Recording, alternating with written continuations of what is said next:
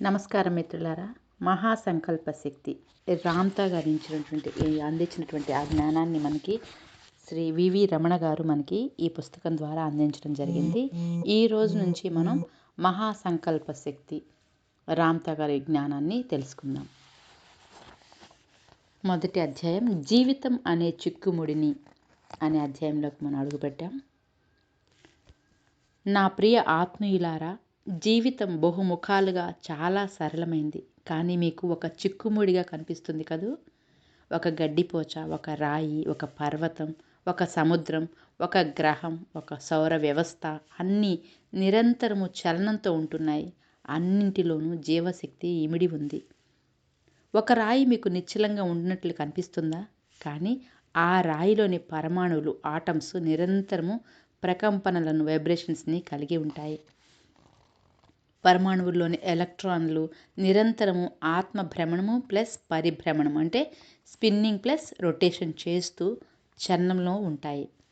మరి ఈ ప్రకంపనలు కలుగజేస్తుంది ఎవరు? ఆధ్యాత్మిక శక్తి వలన ఈ ప్రకంపనలు కలుగుతున్నాయి. చర్మ చక్షువులకి కనిపించేవి మరి కనిపించనివి అన్నీ ఆధ్యాత్మిక శక్తి ద్వారానే ప్రకంపిస్తున్నాయి.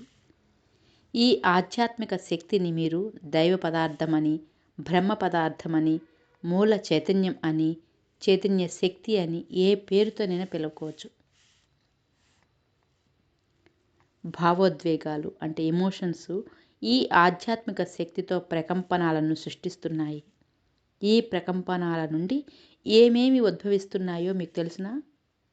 ఉష్ణ వికిరణాలు అంటే థర్మల్ రేడియేషన్స్, కాంతి వికిరణాలు అంటే లైట్ రేడియేషన్స్, ప్రాథమిక కణాలు ఎలిమెంటరీ పార్టికల్స్, మరి అదృశ్య రూపంలో గల ఎన్నో రకరకాలుగా ఉంటున్న విద్యుదయస్కాంత తరంగాలు ఈ ప్రకంపనాల నుండి వెలువడుతున్నాయి.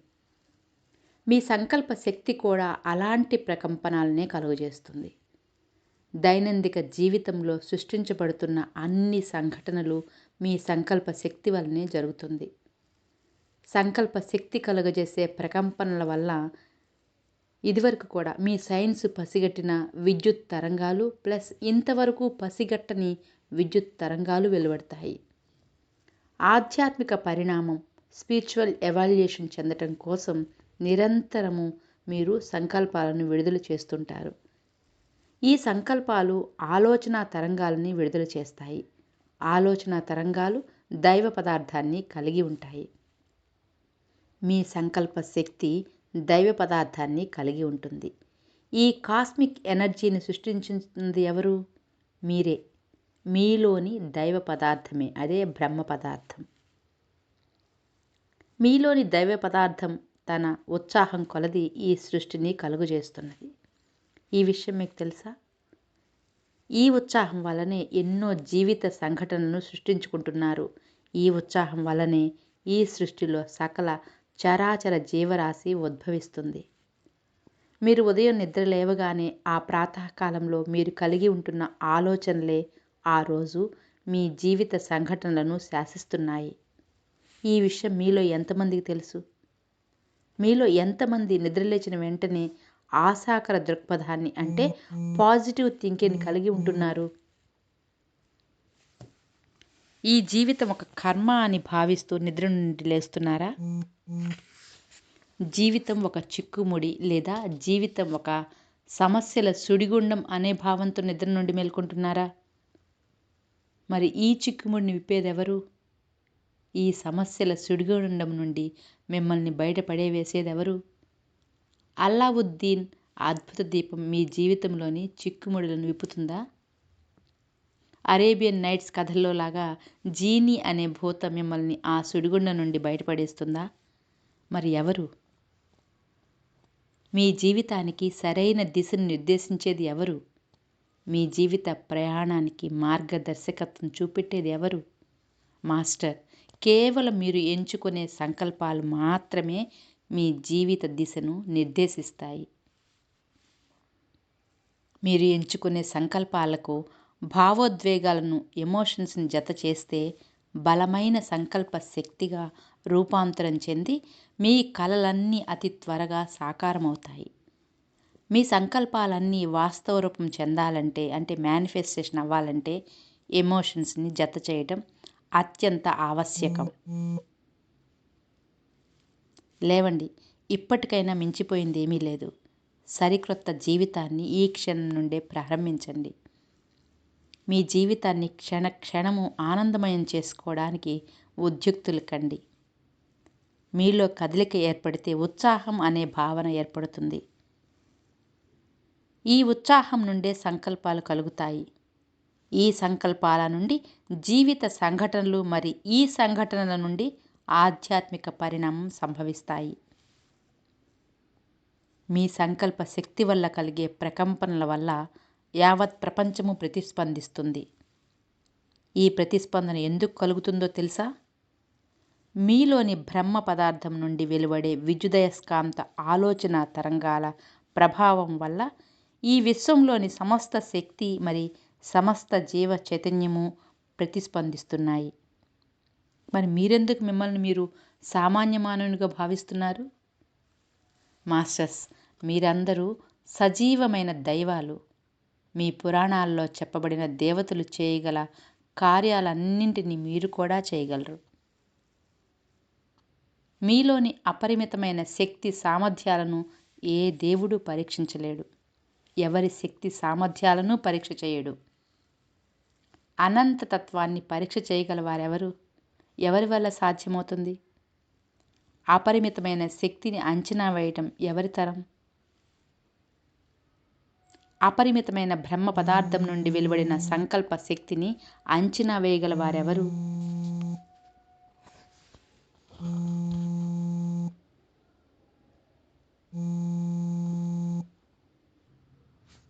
ఆ సాహసం చేయగల వారెవరు?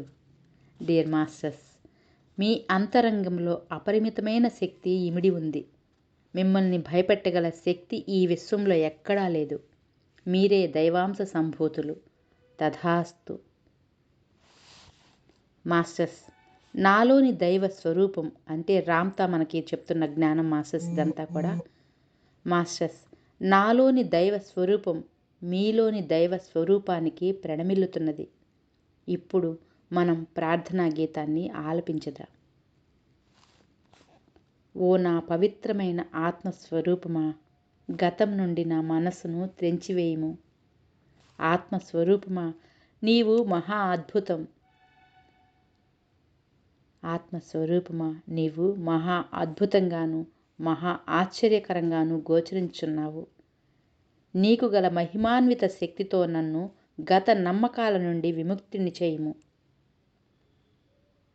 నా సంకల్ప శక్తిని స్వేచ్ఛగా బహుముఖ కోణాలలో ఎగరనిమ్ము.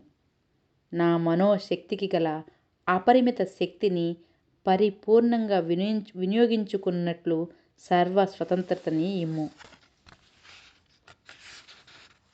దైవ పదార్థానికి వాహనమైన ఈ దేహాన్ని కాపాడుము. నీకు గల అద్భుతమైన శక్తితో శారీరక రుగ్మతలను నయం చేయుము. నా సంకల్ప శక్తికి అనుగుణంగా నా దేహంను పునర్నిర్మించుము. జీవిత అనుభవాలను సాదరంగా స్వాగతించుటకు గల బుద్ధి వికాసాన్ని నిమ్ము. జీవిత అనుభవాలను సాదరంగా స్వాగతించటానికి గల బుద్ధి వికాసాన్ని ఇమ్ము. ఓ ఆత్మస్వరూపమా, నీకు మరొకసారి ప్రణామాలు. అట్లే అగుగాక. తథాస్తు. ఆహా, ఎంత అద్భుతమైన ప్రార్థనా గీతం ఇది. ప్రతిరోజు ఉదయం నిద్ర లేవగానే ఈ ప్రార్థనని ఆలాపించండి. ప్రాతకాలంలో మీ ఆలోచనలు ఎలా ఉంటాయో ఆ దినమంతా అలాగే ఉంటాయి. మిమ్మల్ని అభినందిస్తున్నాను.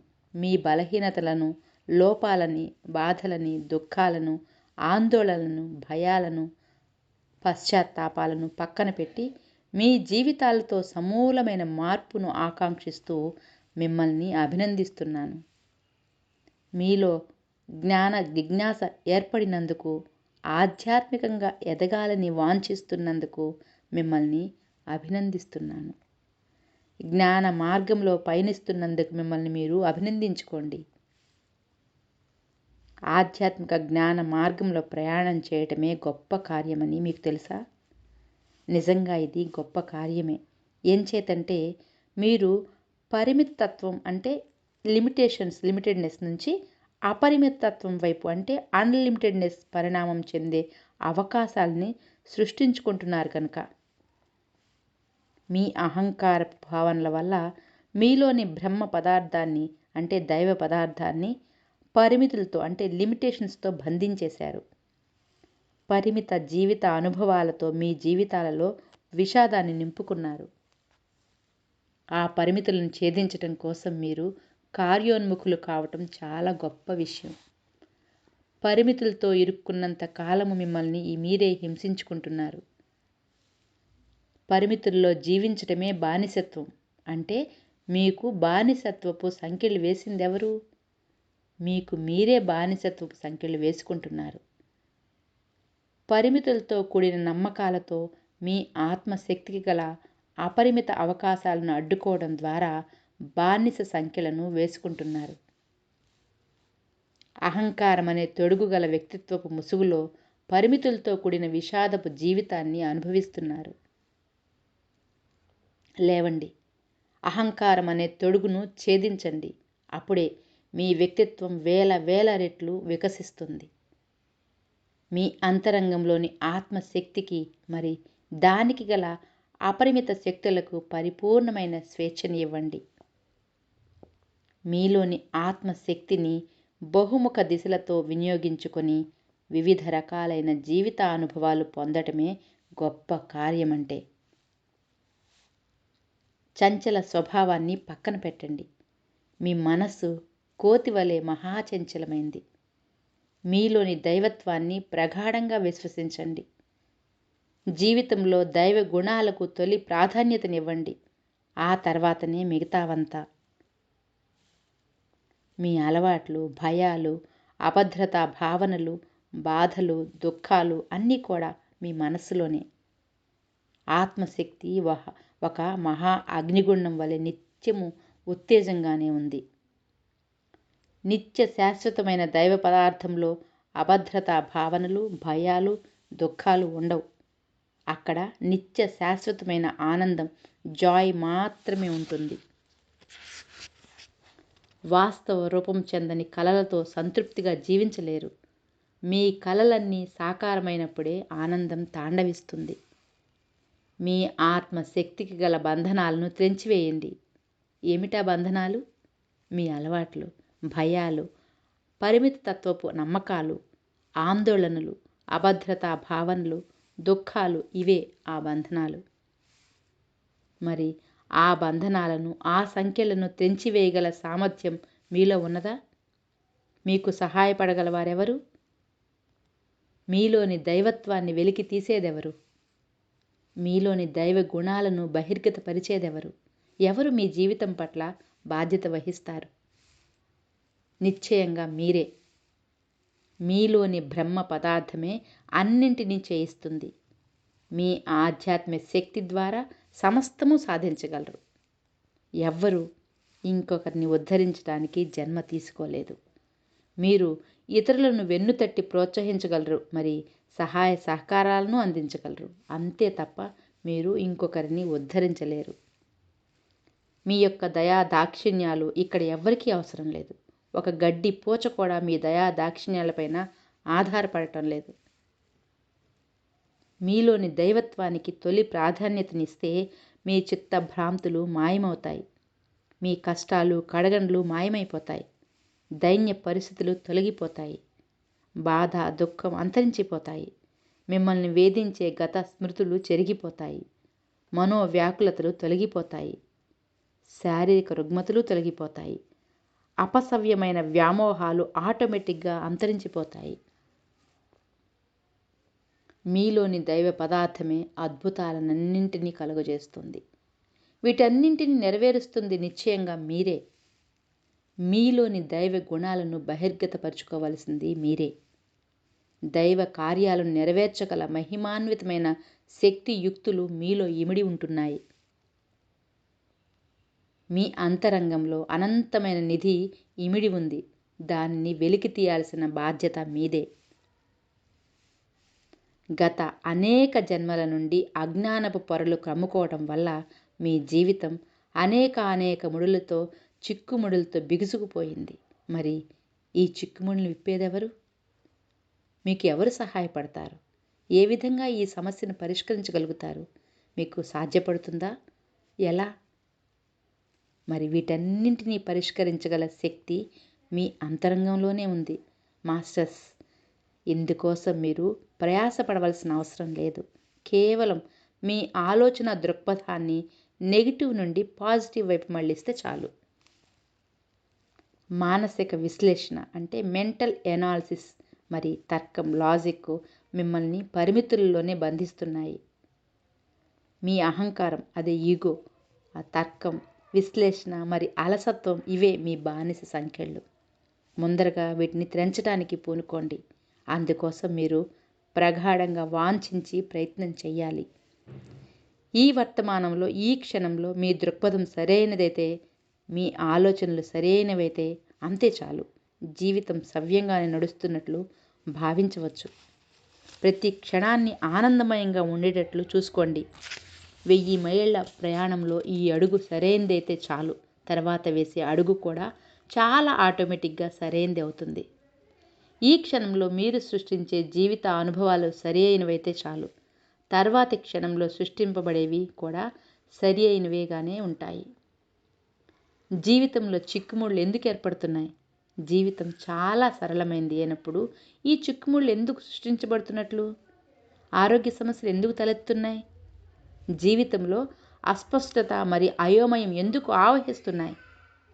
ప్రయాసతో కూడిన జీవితం ఎందుకుంటుంది? మీ జీవితాన్ని ఎవరైనా శాసిస్తున్నారా? ఏమిటిదంతా? సృజనాత్మక శక్తిని అంటే క్రియేటివ్ ఎనర్జీ సరి అయిన మార్గంలో మళ్లించకపోవడం వల్ల ఈ సమస్యలన్నీ సృష్టించబడుతున్నాయి. తర్కం, విశ్లేషణలతో అతిగా స్పందించడం వల్ల ఈ చిక్కుముడులను సృష్టించుకుంటున్నారు. ఈ సృజనాత్మక శక్తిని చైతన్య శక్తి, కాన్షియస్నెస్ అంటారు. చైతన్య శక్తిని మీరు ఎలా కావాలంటే అలా వినియోగించుకోవచ్చు. నిర్మాణాత్మకంగా లేదా వినాశకర రీతిలో వినియోగించవచ్చు. ఒక బండరాయిని మహా అందమైన శిల్పంగా మలచగల శక్తి సామర్థ్యాలు మీలో ఇమిడి ఉన్నాయి. 100 ఏళ్ళు సంపూర్ణ ఆయురారోగ్యాలతో జీవిస్తాను అని ఆలోచన తరంగాలను ఈ క్షణం నుండే వెలువడించండి. జీవిత మాధుర్యాన్ని ఈ 100 ఏళ్ళు ప్రతి క్షణము ఆస్వాదిస్తానని ఆలోచనలు వెదజల్లండి. దేహానికి వయస్సు పెరగకుండా నిశ్చల స్థితిలో ఉంచవచ్చు. దేహానికి గల వయస్సును తిరోగమనంలో ఉంచి యవ్వనంలోనే ఉంచవచ్చు. కానీ ఆ విషయాన్ని మీలో ఎంతమంది నమ్మగలరు? ఇవన్నీ అసాధ్యమని మీకు అనిపిస్తుంది కదూ? కానీ మీలోని దైవత్వానికి ఇవన్నీ సాధ్యమే. పరిమిత నమ్మకాల నుండి అంటే లిమిటెడ్ బిలీఫ్స్ నుండి బయటికి రండి. అప్పుడు మెల్లమెల్లగా మీ యొక్క అపరిమితమైన శక్తి సామర్థ్యాల గురించి తెలుస్తుంది. అంటే మీ జీవిత కాలాన్ని 200 ఏళ్లకు, 300 ఏళ్లకు, ఇలా 100 లేదా 1000 సంవత్సరాలకి పొడిగించవచ్చు. ఇవంతా మీ సంకల్ప శక్తి వల్ల సాధ్యం. సంకల్ప శక్తి మీ అంతరంగం నుండి వెలువడుతున్న శక్తి తరంగం. మీలోని దైవ పదార్థం నుండి వెలువడిన ఆలోచన తరంగాల సముదాయం. మిత్రులారా, ఈరోజు ఇక్కడితో ముగిస్తున్నాను. మరికొద్ది జ్ఞానాన్ని రామ్తా గారిది రేపు తెలుసుకుందాం. ధన్యవాదాలు.